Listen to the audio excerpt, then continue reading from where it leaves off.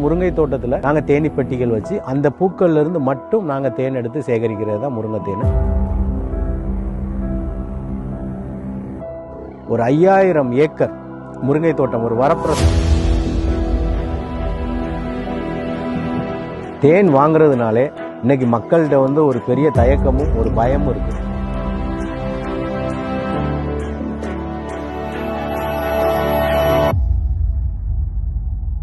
ஒரு சொட்டு தேனை உற்பத்தி பண்றதுக்கு அந்த தேனீக்கள் படுற கஷ்டம் நமக்கு தெரியாது. குழந்தையின்மை சரி பண்றதுக்கு மிக முக்கியமான மருந்து